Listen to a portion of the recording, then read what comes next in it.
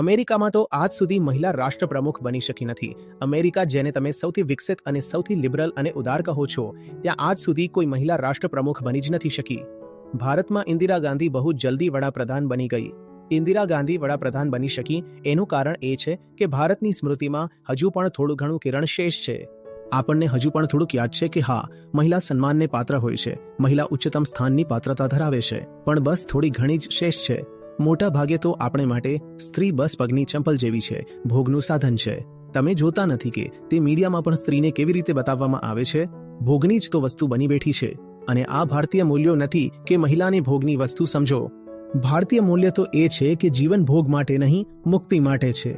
આપણી સંસ્કૃતિ પુનરુત્થાન માંગી રહી છે અને સંસ્કૃતિના ઉત્થાનની માંગ સૌથી વધુ મહિલાઓએ કરવી જોઈએ. મહિલાઓએ આગળ આવીને વિરોધ કરવી જોઈએ. આ જૂની સડી ગળી સંસ્કૃતિ હવે નહીં ચાલે બાપા. હવે આપણને એક નવી, સુધરેલી અને આધ્યાત્મિક સંસ્કૃતિ જોઈએ.